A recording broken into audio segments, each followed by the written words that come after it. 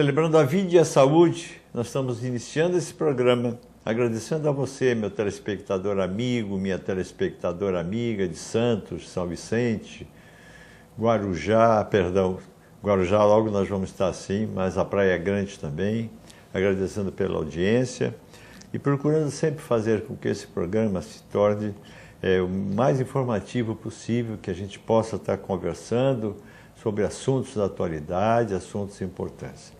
E hoje nada melhor do que isso, e que nós estamos trazendo a vocês o nosso amigo, o nosso representante aqui da Baixada Santista, o deputado federal, Papa, que dentro da sua agenda, mesmo de férias, dentro da sua agenda corrida, abriu um espaço para estar conosco. Muito obrigado, meu deputado Papa, pela sua presença. Eu que agradeço, Walter, a você pelo convite, à TV Com.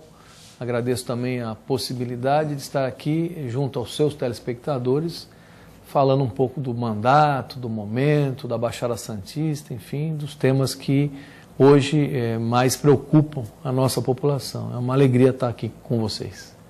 Obrigado, nós agradecemos também, é uma honra. E o pessoal está ansioso, né? Porque, veja bem, nos seus 2 mandatos como prefeito, que eu tive a oportunidade de acompanhar de perto, né? No qual você ajudou muito as entidades filantrópicas, teve uma sensibilidade muito grande conosco. Nos seus 2 mandatos, eu acompanhei de perto o seu trabalho, e você terminou os 2 mandatos com 86%, se não me engano, na avaliação positiva, né, de aprovação, não é isso? Isso. São 8 anos, né, e conseguir 86%, não é fácil não, né? Por outro lado, na sua eleição para deputado, né, você centrou a sua campanha aqui na sua região, na nossa região, né? Conseguiu também, acho que 85% dos votos, né, foi eleito praticamente pela nossa região. Então a gente pode iniciar, primeiro, assim, como é que você está vendo a região, como é que você está vendo a nossa região, já que você abriu mão de buscar votos em outros lugares para se entrar naquilo que realmente é o seu contexto. Eu fiz uma opção à época, né, em 2014, em fazer uma campanha regionalizada. Primeiro, por 2 razões principais.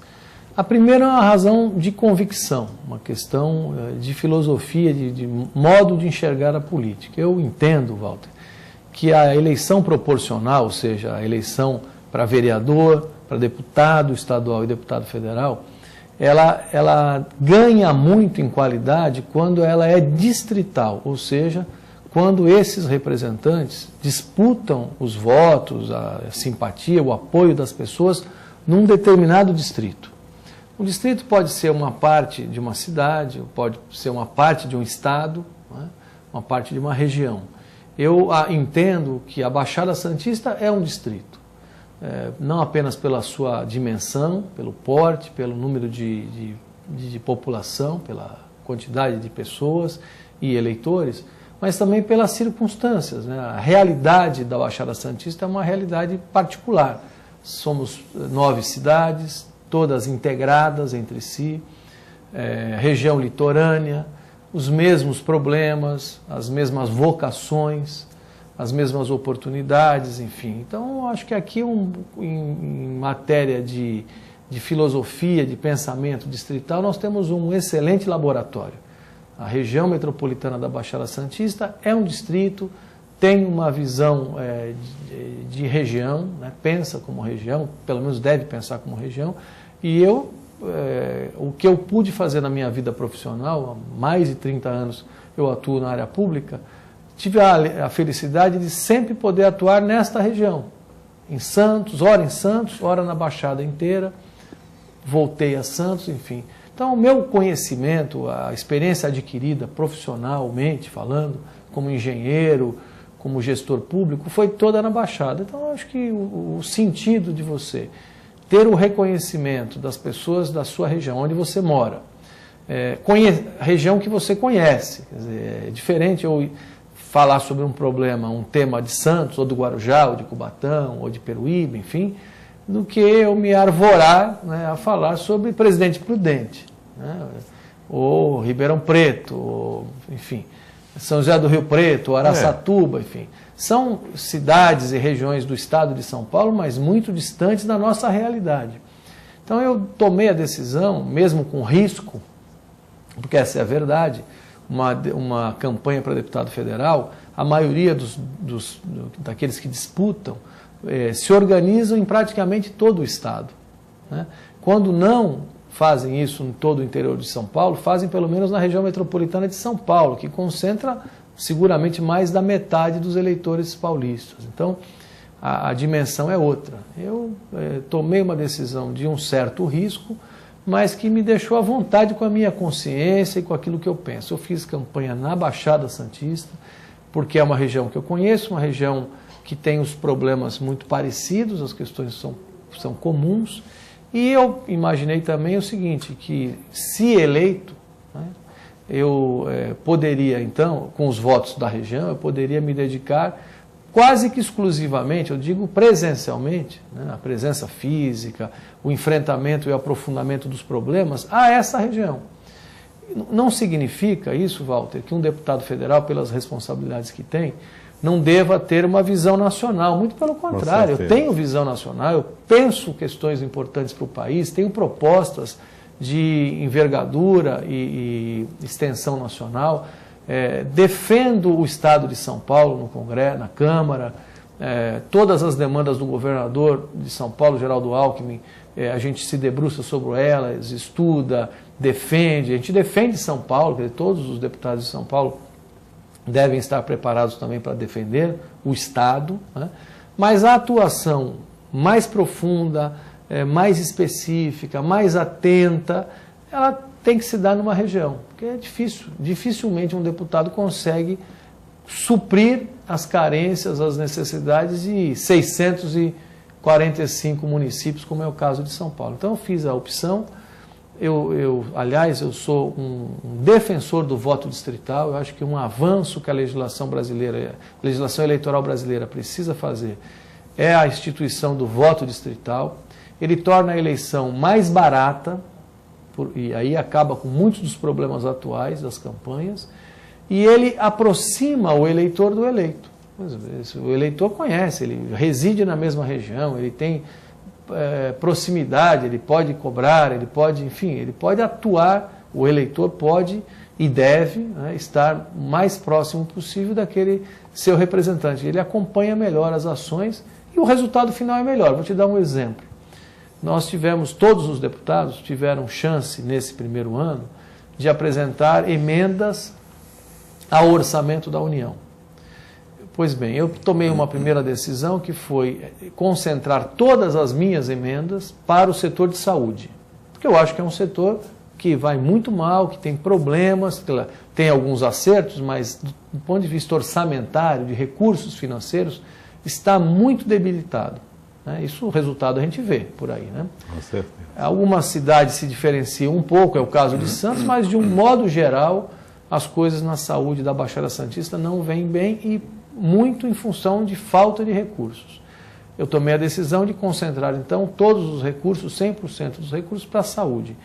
E para a saúde da onde? Da Baixada Santista. Então, o resultado final, eu consegui aprovar 18 milhões de reais em emendas, nesse primeiro ano de exercício, para as 9 cidades da Baixada Santista. Então, veja que, havendo uma canalização, um foco numa região, o resultado final é melhor. Imagina agora se eu tivesse que repartir 18 milhões de recursos para 200 municípios de São Paulo, por exemplo. O que ficaria para cada um? E o que ficaria, não resolveria nada a vida de ninguém, e o que ficaria para a região que me conhece, que, enfim, me vê, me enxerga como um representante, ficaria muito pouco. Desses 18 milhões para a saúde, 9, metade, estão concentrados em 3 grandes hospitais aqui de Santos, que são hospitais regionais. A Santa Casa, o Guilherme Álvaro e agora o Hospital dos Estivadores, que nos próximos meses, eu espero até o final desse ano, a expectativa já esteja em pleno funcionamento, que serão sempre as três grandes âncoras, os três alicerces principais da saúde regional. Então, veja que do ponto de vista de resultado de um mandato, o voto distrital, o representante distrital também é muito interessante, é muito melhor, o resultado é muito melhor. Isso, estou dando um exemplo da saúde, mas poderia dar exemplo de qualquer outra área de atuação de um parlamentar. E volto a dizer, sem prejuízo de uma agenda nacional, de um pensamento nacional, sim, de contribuições importantes da região, não é, em relação à agenda do país e à agenda do Estado. Então, por isso que eu continuo acreditando, a minha base de atuação é a Baixada Santista, continuará sendo durante os 4 anos do mandato, porque eu acho que assim eu contribuo muito para a região e contribuo também bem significativamente para o desenvolvimento de São Paulo, porque na medida em que a Baixada supera seus problemas, seus desafios, o Estado ganha, o Estado de São Paulo ganha. Todos ganham, né? E a saúde é um problema que cada vez se apresenta mais cruciante como no Brasil, né? A gente vê essas notícias da situação do Rio de Janeiro. Aproveitando já, falando de saúde, né? O Hospital dos Estivadores começou com a sua atuação, não foi isso? O Hospital dos Estivadores tem uma história longa e bonita também, muito bonita. Primeiro, lembrar que esse equipamento ele foi construído com o esforço dos estivadores, né? O Sindicato dos Estivadores de Santos, com sua luta, com a sua força de trabalho, de organização, construiu um hospital para a cidade, para a região, na verdade. Ele tem o nome exatamente por isso. As pessoas hoje talvez não lembrem mais, mas por que o Hospital dos Estivadores? Porque ele foi construído pelo Sindicato dos Estivadores da região, da Baixada Santista, mantido durante muitos anos nesse formato, atendendo a toda a população. Não atendia só o estivador, atendia o estivador e atendia a população em geral. Depois, com o tempo, uma série de problemas, gestão, endividamento com a Previdência, o hospital fechou e o prédio entrou numa demanda judicial que se alongou por muitos anos. Ele ficou fechado muitos anos. A Previdência Social acabou ficando com esse prédio, em garantia de pagamento de débitos previdenciários do sindicato. Claro, a principal função de um sindicato não é cuidar de um hospital. E as questões na saúde são muito complexas, se agigantaram os problemas e os desafios, o sindicato não conseguiu manter o hospital aberto. Durante muitos anos ele ficou fechado e eu sempre entendi, e a minha equipe na prefeitura à época, comandada pelo Dr. Odílio e muitos outros profissionais de saúde, nós entendíamos que faz falta um hospital municipal. Nós terminamos a obra à época, foi eu que entreguei o atual hospital Arthur Domingues Pinto na Zona Noroeste, que é um complexo, é um hospital geral, também tem uma maternidade, também tem um pronto-socorro infantil, pronto-socorro adulto, tem um ambulatório de especialidades e também tem um NAPS, tudo integrado. Mas é o único hospital e ainda uma maternidade que acabou sendo deslocada para lá, a maternidade Silvério Fontes. Mas esse equipamento, ele não tem as dimensões suficientes para cobrir toda a cidade. Além disso, ele fica praticamente na divisa com o município de São Vicente. Então é um equipamento que atende muito também, boa parte da população vicentina é atendida no Hospital Arthur Domingues Pinto, que fica na Zona Noroeste de Santos. Então ele sempre esteve muito sobrecarregado, essa é a verdade. A nossa vontade, nosso projeto era ter um segundo hospital público, municipal, em funcionamento para desafogar a fila que ficava concentrada no pronto-socorro central, principalmente. As pessoas dão entrada no pronto-socorro, depois não encontram vagas no SUS, na Santa Casa, na Benê, sempre tudo congestionado. Eu me recordo que quase todo final de semana, eu digo final de semana porque durante a semana a demanda caía no secretário e na equipe, mas no final de semana sobre o prefeito. Pedidos de internação urgentes e nós não tínhamos como oferecer a internação, porque a Santa Casa sempre lotada e a Beneficência Portuguesa também sempre lotada. Muito bem, dessa situação surgiu então a ideia da construção de um hospital municipal, para desafogar o movimento lá na Santa Casa. Nós, naquela altura, decidimos por tentar resgatar, então, o antigo Hospital dos Estivadores. Fiz uma negociação extensa, longa, penosa, difícil com a Previdência, porque a Previdência já estava pronta para leiloar aquele prédio. Aliás, ele já estava sendo colocado como um ativo a ser vendido para o setor privado. Nós tivemos que conseguir, lá com um trabalho político bem sucedido, reverter essa decisão da Previdência.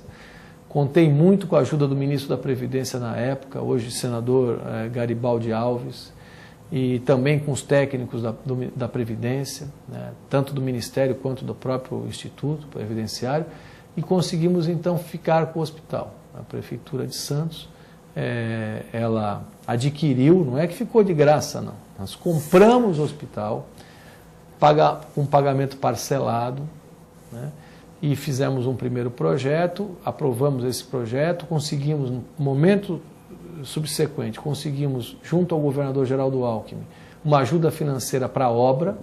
O governador liberou 25 milhões, isso ainda no meu governo, 25 milhões para começar a obra. E nosso plano era entregar a obra em 2 etapas. A primeira etapa era para cerca de 70 vagas que iriam desafogar de imediato a demanda do pronto-socorro central. Depois nós íamos conseguir continuar a obra naquele bloco que fica nos fundos, que é o prédio mais alto dos Estivadores, porque ali são 3 blocos, para ampliar até 270 vagas. Licitei a primeira etapa da obra, quase que concluímos em 2012, ficou uma parte ainda a ser executada em 2013, mudou o governo, a Prefeitura tomou uma decisão nova, entendeu que era melhor concluir todo o plano, todo o projeto, antes de começar a utilizar.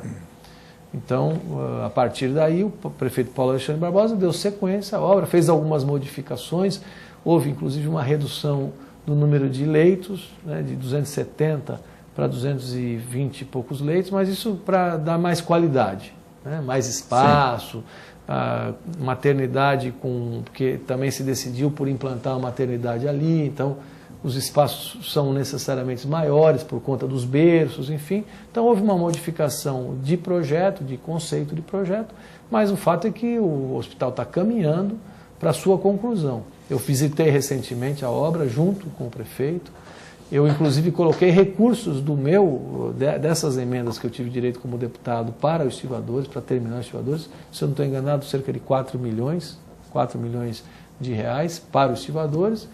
E vamos lá, eu espero que até 2016 ele esteja pronto. Aí é um hospital, Walter, municipal, onde o gestor municipal, o secretário de saúde, terá total autonomia sobre a destinação das vagas. É um reforço grande para a saúde de Santos e de toda a região. Com certeza. Nós já falamos bastante de saúde, mas eu tenho que pedir licença a você, que o nosso primeiro bloco já se extinguiu. E nós voltamos já e temos muita coisa para conversar. Vamos lá. Programa Estrela Guia na TV volta já já.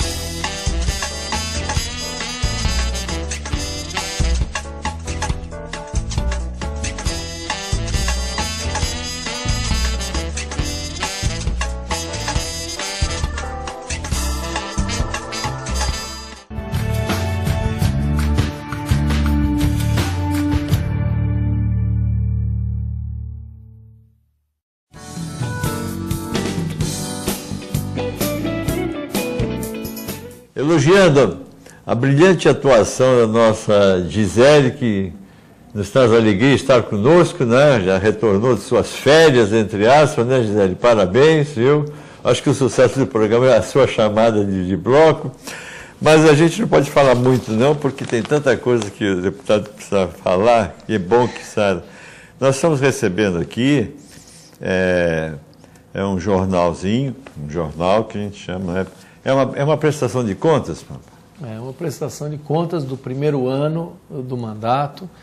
Eu não sou assim de fazer muita divulgação e muito comercial do trabalho, porque eu acho que obrigação de um gestor público, de um homem público, é trabalhar e fazer as coisas, né?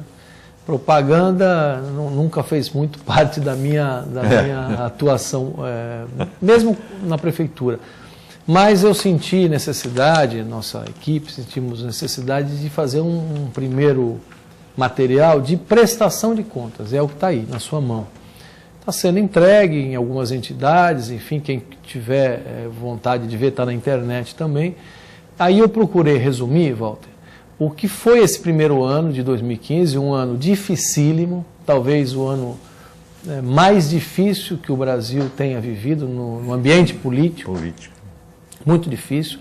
E a Câmara dos Deputados é uma caixa de ressonância de todas as confusões que você possa imaginar. Então, qualquer notícia, qualquer problema, qualquer confusão que exista no campo econômico, no campo político, no campo policial, onde for no país, a repercussão imediata é sempre na Câmara. Então, aquele ambiente ali não é nada fácil. Então, são 513 representantes das mais diversas realidades do país, né? A gente pensa como santista, mas quem mora num estado como Amapá, Piauí, enfim, tantos estados brasileiros com realidades distintas, muito diferentes do que aqui a nossa, São Paulo, né? Isso tudo se reflete no dia a dia da Câmara dos Deputados. Então, eu mesmo nesse cenário, nesse ambiente dificílimo de 2015, eu procurei encontrar mecanismos para poder dar sentido ao mandato.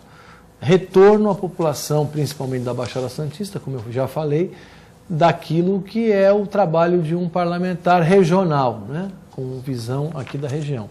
Então, eu procurei ter uma atuação onde é mais efetivo o trabalho, que é nas comissões. Eu participei em 2015 de 14 comissões. Isso não aparece no dia a dia, na cobertura da Câmara Federal. O que mais se percebe é a atuação no plenário, não é isso? Até é engraçado que algumas pessoas aqui de Santos falam: "Ô, Papa, a gente fica olhando lá, a TV Câmara não vê você no plenário." Eu estou no plenário sempre, eu não faltei, eu tive um problema de saúde que me interrompeu a atividade por 2 semanas, mas eu tive que me submeter aí a um tratamento, enfim, mas fora esse período, que foi em abril, eu não faltei a nenhuma sessão, nenhuma. Mas o fato é o seguinte, que não é ali no trabalho do plenário, que acontece do meio da tarde para a noite, e às vezes madrugada, que o parlamentar consegue atuar, não. Ali falam os líderes, né? Ali o revezamento nos debates, nas discussões todas, é feito pelos líderes. Eventualmente um deputado ou outro que não é líder consegue uma passagenzinha não passa de 15, 30 segundos, enfim. A presença ali é importante para a manifestação do voto, né? Do voto. Cada tema, o deputado tem que exercer o seu papel, a sua responsabilidade e votar de acordo com a sua consciência e aquilo que ele imagina que pensam os seus eleitores. Agora, nas comissões, e volto a dizer, eu participei de 14 comissões, aí sim, eu procurei selecionar comissões que estivessem relacionadas aos temas de interesse da região. Vou dar um exemplo, ainda voltando à saúde. Eu participei de uma comissão que tratou e aprovou uma proposta de emenda à Constituição, que é a PEC número 1 de 2015, que propõe ampliar a atuação, a participação do governo federal no custeio da saúde, dos atuais 15% para 19,4%. É uma ampliação gradual, ela vai se ampliando a cada ano, mas é o mínimo que a saúde espera receber por parte do governo federal. Por que esse tema é importante? Quem já foi prefeito, e os seus atuais prefeitos sabem bem disso, a cada ano a participação do dinheiro federal. Veja, todos os impostos, a grande maioria dos impostos, a arrecadação de impostos vai toda para o governo federal. Há uma grande concentração de recursos públicos nas mãos do governo federal. E mesmo assim, a participação do governo federal no custeio da saúde vem caindo ano a ano. Vem caindo ano a ano. Na medida que cai e o serviço se mantém, o que acontece? Amplia a participação do município. Só que os municípios já estão no seu limite, não sobra dinheiro para nada no município. Tem casos aqui na Baixada Santista, a Constituição determina que os municípios participem com pelo menos 15% da sua receita corrente líquida, pelo menos 15% fique reservado para a saúde. Imagina, Walter, aqui na Baixada tem município que já passou de 35%. Teria que aplicar 15 e aplica 35, ou seja, não sobra dinheiro para mais nada. Um caso típico de estouro já de participação é São Vicente.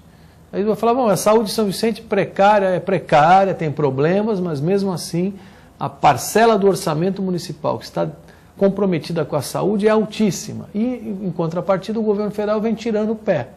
Ele vem saindo gradualmente. Então, essa comissão que eu participei lutou bastante e conseguiu aprovar uma alteração de Constituição, que vai à votação agora, nesse ano, que propõe a recuperação, propõe um patamar mínimo e a elevação gradual até 19,4. Isso vai injetar bilhões de reais do governo federal na saúde e aliviar os municípios e melhorar a qualidade da saúde.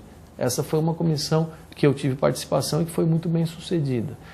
Procurei também participar ativamente de 2 comissões permanentes que têm relação direta com a nossa região.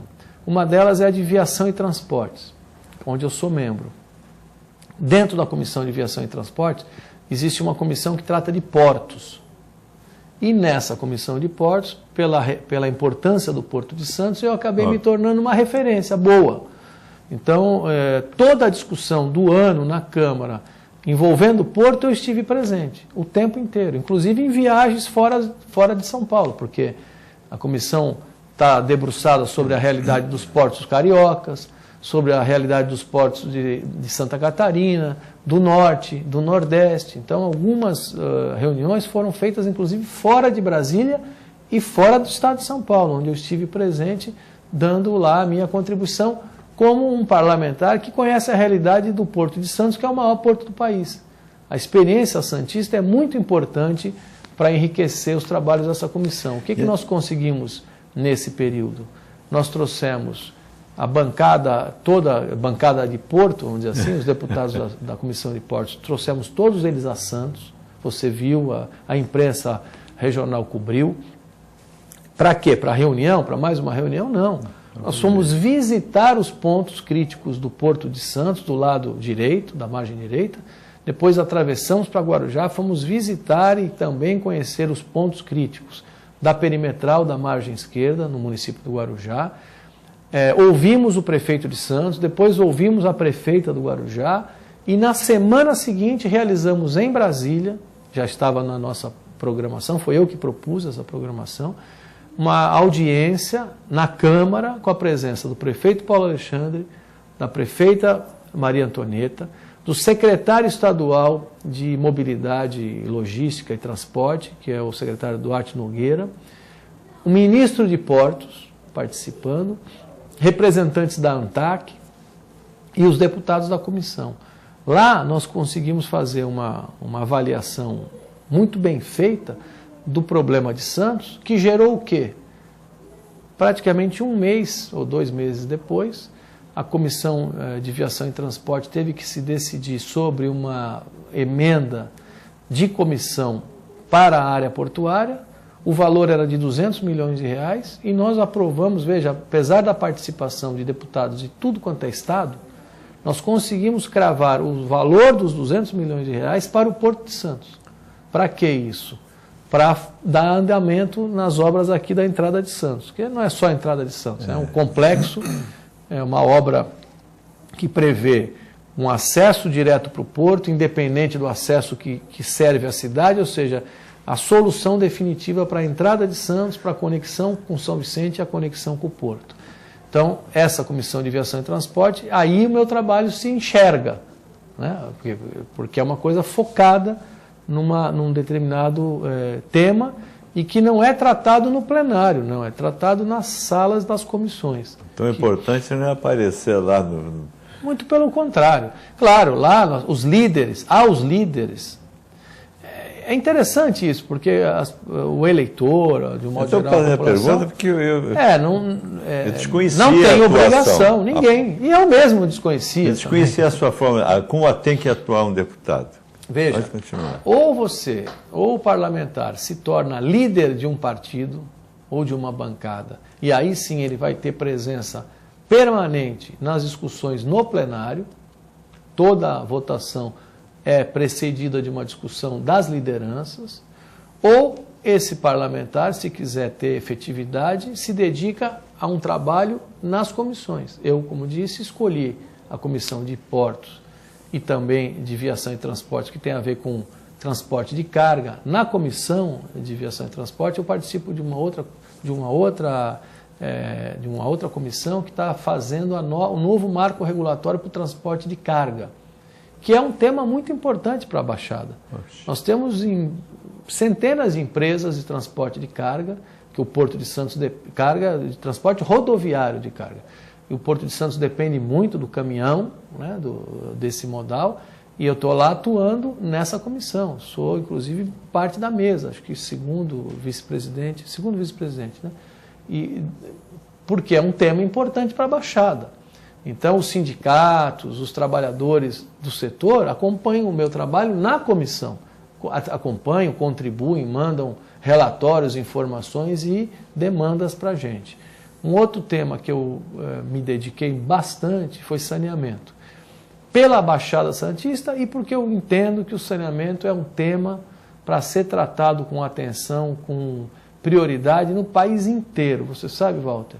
E tem relação direta com a saúde pública. Você tem toda uma parte da sua vida dedicada à Sabesp, né? Que então, é o saneamento, né? Como parte... Eu vou te pedir uma coisa, se você me permite, a gente continua dentro desse assunto, mas é que depois eles brigam comigo, já estouramos o segundo bloco, né, Gisele? O programa Estrela Guia na TV volta já já.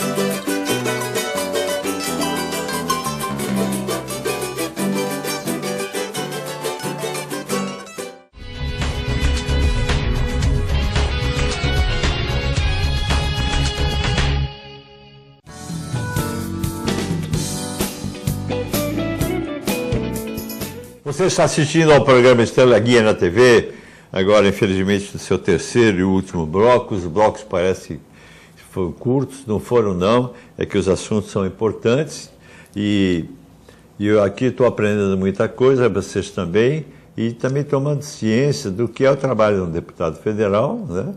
Que para nós, a gente vê na televisão, é o cara falando lá, dando um tapinha um no outro e tal, aquela bagunça toda lá. mas sim esse trabalho de retaguarda das comissões. E agora nós estamos falando sobre aquilo que eu acho que é básico em todo o país também, e se refere à saúde, né, Pablo? Que é o saneamento. E você trabalhou tantos anos na Sabesp, ninguém melhor que você, a sua atuação nessa área. Bom, esse tema, Walter, ele é um tema vital para o país. O Brasil, hoje, é um dos países mais atrasados em matéria de saneamento básico do mundo, pelo menos entre os países desenvolvidos. Há um ranking de 200 países que são analisados, os índices de saneamento. O Brasil está em... Está sempre no fim. Está lá, está no fim da fila. Mais da metade da população brasileira não tem rede de coleta dos seus esgotos. Rede. Mais da metade. Mais da metade. A rede de coletora no Brasil hoje atende 48% da população. Então, mais da metade, portanto, não tem rede. E mais ainda não tem tratamento desses esgotos. Mas o fato de não ter a rede coletora significa que tem o esgoto no pé. Na porta de casa. Convive com o esgoto, convive com os dejetos diariamente, se deteriorando, gerando problemas gravíssimos de saúde. A falta de saneamento mata. Então, veja, se nós temos mais de 100 milhões de brasileiros sem saneamento, nós temos mais de 100 milhões de brasileiros correndo risco de morte, de doenças graves, doenças que são veiculadas por meio hídrico. Que viriam aliviar aquela parte da saúde que sobrecarregando falou, né? O sistema de saúde. Para você ter uma ideia do que significa isso, os dados técnicos demonstram, mundialmente consagrados, que cada $1 investido em saneamento gera uma economia de $4,3 no sistema de saúde. Então, na gestão, né, no custo da saúde pública, ou seja, há uma ligação direta da infraestrutura sanitária com a saúde da população. A infância, especialmente, sofre muito, é muito penalizada. Boa parte dos nossos jovens e crianças brasileiras que não têm saneamento faltam muito à escola por força das doenças que pegam, né? E acabam perdendo o ano, perdem a saúde e perdem também parte da sua vida e da sua infância e do seu desenvolvimento. Então esse tema pode não ser relevante para Santos, por exemplo, que é uma cidade referência em saneamento básico, né? De muitos anos já.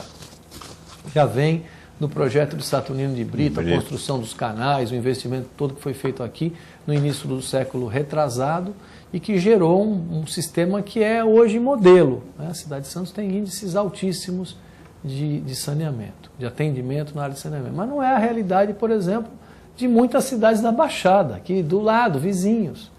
São Vicente tem problemas com saneamento, Guarujá tem problemas com saneamento, Cubatão. E fora do estado de São Paulo é um horror, né, o que acontece. Nós temos estados que não chegam a ter 8% da população atendida, 8%. Né? Então o quadro é gravíssimo. Como eu tive a chance, a oportunidade ao longo da minha vida profissional de atuar no setor de saneamento na década de 90, depois na prefeitura, porque antes de ser prefeito eu fui secretário de meio ambiente, meu tema era saneamento, era a questão dos canais, balneabilidade de praias, eu nunca me desliguei desse tema, é um tema que sempre me chamou muita atenção e eu sempre gostei muito, sempre tive bastante relação com o tema. Sempre fui membro da Associação Brasileira de Engenharia Sanitária, até hoje eu sou, enfim, então essa matéria é uma matéria técnica, mas que eu procurei então aproveitar o momento e agir como parlamentar para dar mais peso e fazer o que for possível, dar a contribuição possível nesse período. E fui muito feliz, sabe, porque a primeira proposta minha na Câmara, na primeira reunião que eu participei, foi a proposta de criação de uma comissão de saneamento na Câmara, uma subcomissão. Não tinha.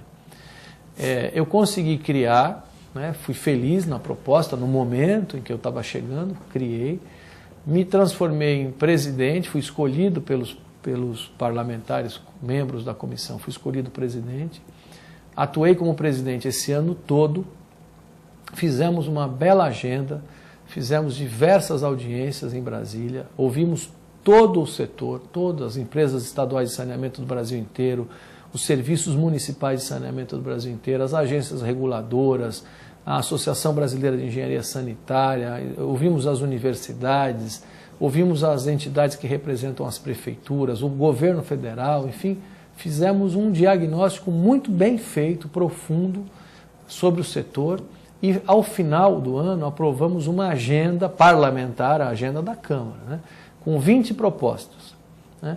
São propostas de leis, projetos de leis, que agora serão encaminhados e acompanhados ao longo dos próximos meses, e também propostas para mudanças e atuação do governo federal. Né? Algumas coisas, portanto, não são do âmbito legislativo, mas e sim do âmbito do Poder Executivo. O que aconteceu com isso, Walter, no final desse ano todo de trabalho? O Congresso Nacional, através da Câmara, colocou novamente o saneamento na ordem do dia. Esse era um tema que estava era pouco debatido na Câmara.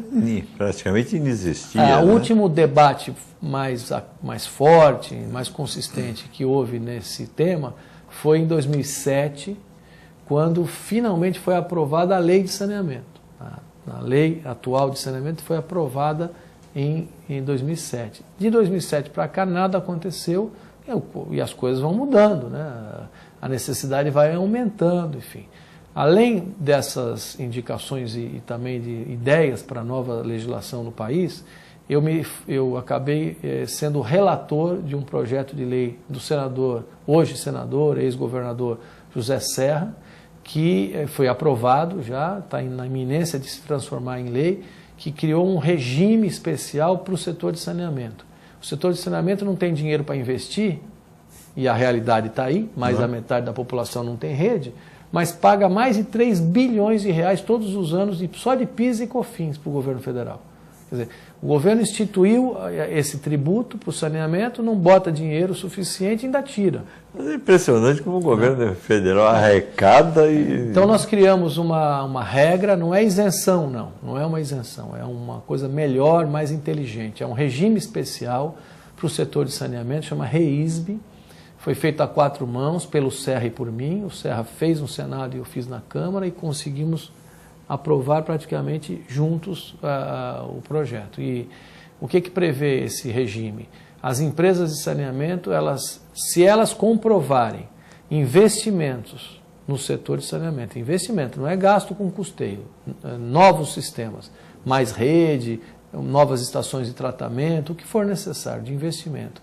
Se elas comprovarem que estão investindo mais do que a média dos últimos 10 anos, nós estabelecemos esse parâmetro, aquilo que for investido efetivamente será deduzido do pagamento do PIS e COFINS. Então, até o limite total. Então, quem tiver, a partir da lei aprovada, quem tiver disposição de avançar nos investimentos, não vai pagar mais nada de PIS e COFINS, até o momento que concluirmos a tarefa, né? A lição de casa que ainda está muito longe de ser atingida. Mas isso evita que esse PIS e COFINS que vá para o governo federal fique preso lá. Ele já é aplicado na fonte, ele nem vai. Né? A própria empresa que teria que pagar, ela tem lá uma regra de cálculo, ela vai aplicando em investimentos e vai prestando contas.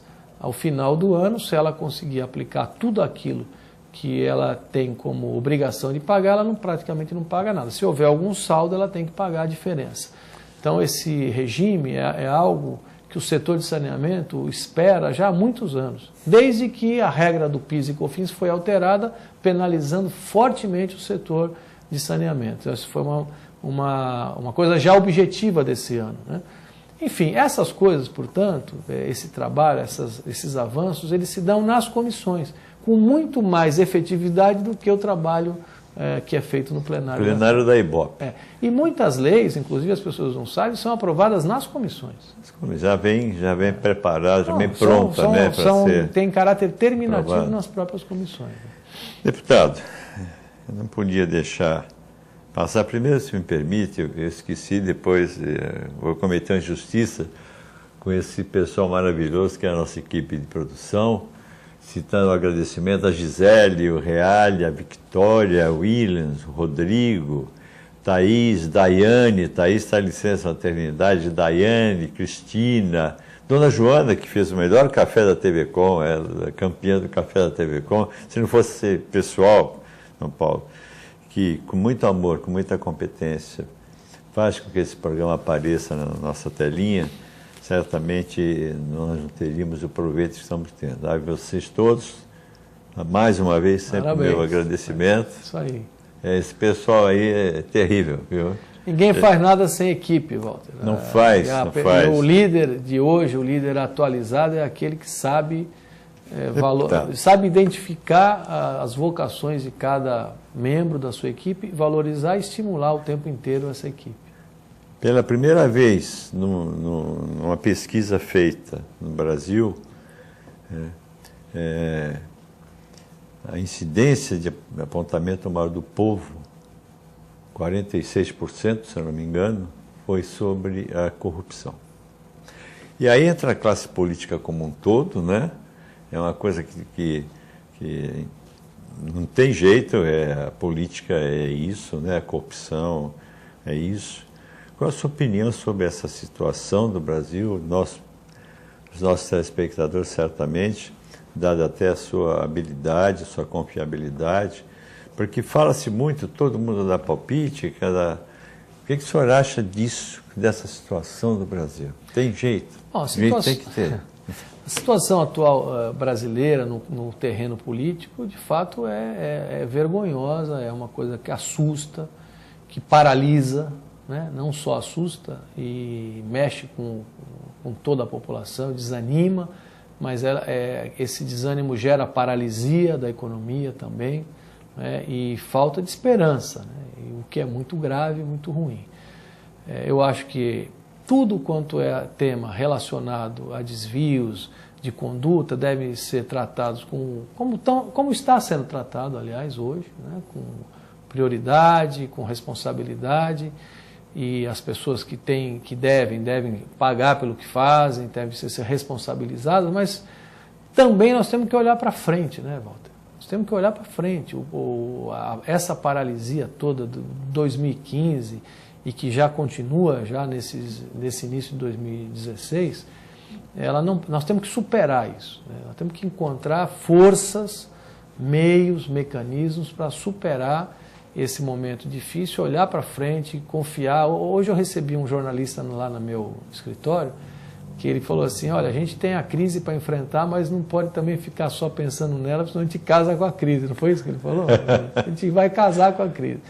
Né? É lógico. Então, assim, nunca tinha ouvido assim, exatamente essa comparação, mas eu entendi o sentido, tá certo? Quer dizer, o Brasil precisa sair da crise, ele precisa encontrar forças, meios para sair da crise. Isso não depende só da classe política. A classe política tem papel fundamental a cumprir, mas isso depende de todos nós. Se nós deixarmos o empresário, o profissional liberal, o administrador público, se todos nós nos deixarmos contaminar com esse ambiente de insegurança, de desesperança, de incerteza, o que será do futuro do país, né? Então, não está fácil, esse governo não está fazendo a sua parte, a presidente da República não está cumprindo, infelizmente. Eu sou de um partido de oposição, mas eu gostaria muito de estar dizendo outra coisa aqui. Claro. Tá certo? A presidência da República, num regime presidencialista, a liderança maior tem que inspirar a confiança, tem que transmitir confiança. É o que nós falamos aqui agora, o que você fez aí com a sua equipe, né? Nomeando um por um, dizendo que aqui as coisas não estariam funcionando se não houvesse a cooperação de cada um deles. É papel de quem governa, é papel principal de quem governa, transmitir esperanças, apontar um caminho.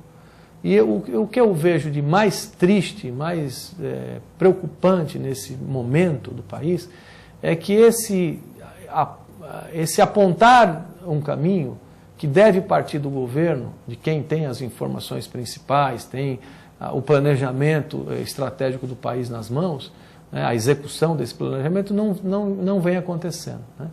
Seria muito bom que esse fosse o último ano do atual governo, né? Fosse um último ano, um ano para conclusão, para que a gente tivesse, de fato, a esperança, a expectativa positiva que se cria quando se escolhe um novo governante. E não é só o novo governante, eu acho que o Brasil precisa também, e isso depende do Congresso, e o Congresso não fez. o Brasil precisa também rever o seu modelo político, né? O sistema político brasileiro já está superado, ele já deu o que tinha que dar, ele não tem mais quase nada a acrescentar.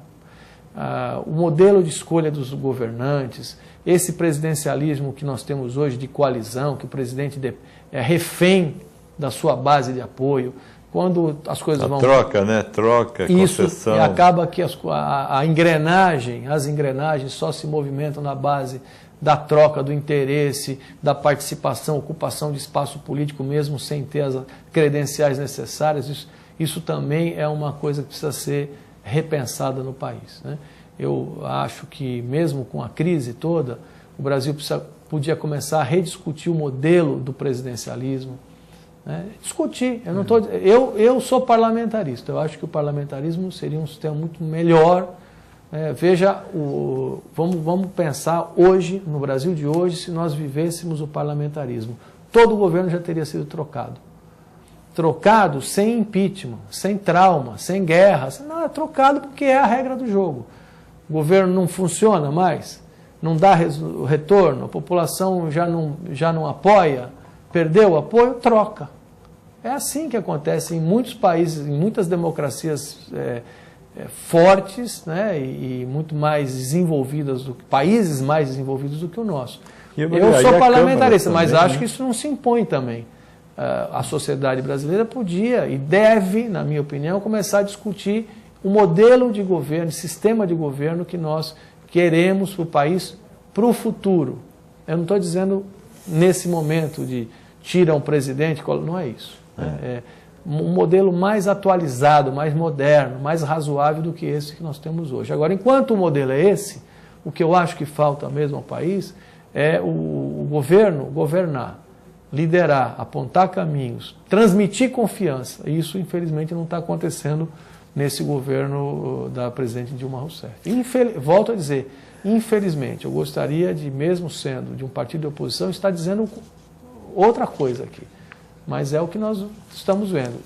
E na medida em que o governo não transmite confiança, segurança, o investimento privado não acontece. O investidor internacional, né, estrangeiro, não vem. O nacional, se puder, espera, ou aplica fora, ou aplica em dólar, enfim. E a economia vai se mantendo na atual paralisia, e aí sim o sofrimento que nós estamos vendo. O ano passado, o Brasil perdeu 1,5 milhão de empregos, de postos de trabalho. Tem nossas Usiminas aqui agora. Aqui perto, aqui na nossa região, nosso quintal aqui, o caso dramático da Usiminas, que o governo não foi capaz de oferecer uma saída e a empresa também não apostou e não teve a segurança necessária para bancar uma área que vem sofrendo no país há muito tempo. O setor siderúrgico nacional está se deteriorando já há bastante tempo. Eu acho que os erros, o que nós estamos vivendo hoje, é resultante de erros já de uma boa parte de anos atrás. Você vê o caso da Usiminas. Nós temos a concorrência da chapa chinesa. Né? Veja, o minério brasileiro vai para a China, para o outro lado do mundo, ele é beneficiado lá, ele volta com matéria acabada para cá e com preços ainda mais atrativos do que aquilo que nós fabricamos aqui. Essa é uma realidade que advém do quê? Da falta de visão estratégica do governo federal. Infelizmente, esse quadro é que nós vamos ter que, de alguma maneira, tentar mudar. Alguma coisa vai ter que acontecer e isso aí vai... Mas é que se dá um jeito, né? Cada vez está pior, que até que haja uma falência total dos órgãos. Isso não vai acontecer, se você me permite, eu queria assim dizer da minha visão sobre esse momento, né? Terminando e concluindo aqui a fala. O Brasil é maior do que tudo isso. O Brasil é maior do que um governo que não governa ou que não teve capacidade de superar e de fazer as coisas corretas na hora que as condições estavam colocadas. O Brasil é um país que tem muito ainda a oferecer ao mundo e ao povo brasileiro principalmente. O que precisa é assim, de mais racionalidade, de mais patriotismo, pé no chão, nós não somos uma nação rica. Né? De repente, o Brasil e o brasileiro, de um modo geral, começou a se achar parte de um país muito rico. Né? Falavam muito disso. Então, né? assim, não tem não. Nós temos que cair na realidade. Nós somos um país com muitas possibilidades, mas é um país que precisa ser trabalhado. Nós temos que trabalhar mais, nos esforçar mais, ser mais racionais nas decisões com relação a investimentos. Né? E aí sim, preparar uma nação para as próximas gerações, enfim, olhar no longo prazo que o Brasil não olha, parar de fazer opções como fizemos aqui, só para dar dois exemplos, que eu sei que as pessoas não gostam quando eu falo nisso. Copa do Mundo e Olimpíada, bem fácil. Né, no Brasil, que não tem esgoto conectado, que não tem a Baía da Guanabara, o cara não pode fazer prova de remo. Sim, exato. As competições, por exemplo, na área náutica, remo, vela, não pode acontecer no Rio de Janeiro, porque a Baía de Guanabara é toda uma receptora de esgoto da região metropolitana do Rio de Janeiro, e é uma vergonha isso. Então, eu acho assim, lindo fazer uma Copa do Mundo, uma Olimpíada e tal, mas mais importante do que isso é resolver problemas básicos de saúde, de saneamento básico, e no caso do esporte, investir no atleta. Veja agora, nós tivemos um atleta santista, o Clarindo, perdeu a vida numa estrada.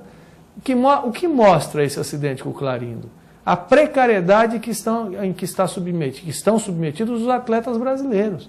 Os atletas de ponta no Brasil vão treinar em estrada, correndo risco de vida, é um sofrimento danado. Então era um momento de fazer investimentos de bilhões no Rio de Janeiro para fazer uma Olimpíada que dura um mês. Então o Brasil precisa, na minha visão, ser mais realista, levar uma vida mais compatível com a nossa realidade, que não é a realidade de um país rico. Deputado, infelizmente nós teríamos necessidade de vários programas para continuar. Quero parabenizá-lo pela sua atuação. Foi muito bom o programa, no âmbito de passar para a nossa população o que acontece e como funciona, né? Brasília, que eu não vejo o Papa. Não vejo porque não vê na televisão. Né? Eu queria então agradecer, o tempo já estourou, mas paciência, vale a pena. Como sempre, eu queria lhe deixar uma forma de agradecimento do programa Estrela Guia, viu? Obrigado, que guarde na sua lembrança, de coração. Obrigado. Essas flores também podem levar. Muito obrigado. O senhor tem para quem entregar, com certeza. Muito bem. E muito obrigado pela sua presença mais uma vez, parabéns pela sua atuação. Eu, em nome da Adicleia, que eu não posso esquecer, uma telespectadora, Adicleia, Victória, que eu encontrei lá no baile da cidade também, a todo esse pessoal que nos dá o prazer da audiência, nosso muito obrigado. Não posso me estender muito hoje, que já estouramos o tempo. Mais uma vez, lhe dou os parabéns, agradecer pela sua presença, por tudo que o senhor passou, e que o povo entenda, e que as suas últimas palavras sejam essas, né? Que não se perca a esperança. Né? É isso aí. Que tenha jeito, é isso? Eu que agradeço você, Walter, o programa Estrela Guia, parabenizo você, a equipe, pelo trabalho aqui e pelo trabalho lá na instituição que eu conheço e que tenho tanto carinho por ela. Viu? Um abraço a todos. Obrigado e assim, minha gente, agradecendo a vocês, que Deus abençoe a todos nós, nos dê força para que nós possamos também ter coragem para lutar e mudar esse nosso país, né? Que haja menos violência, menos doença, que a saúde, enfim, que tudo isso seja resolvido. Mas que Deus abençoe a todos nós, a vocês também, que sempre nos honram com a sua audiência. O programa Estrela Guia na TV aqui termina, na certeza que hoje nós pudemos passar muita informação. Não foi um programa de propaganda política, foi um programa de prestação de contas e orientação a vocês, a nós todos. Obrigado a todos. Mais uma vez, deputado, parabéns, obrigado, muita força. Aqui o programa sempre está à sua disposição. Obrigado.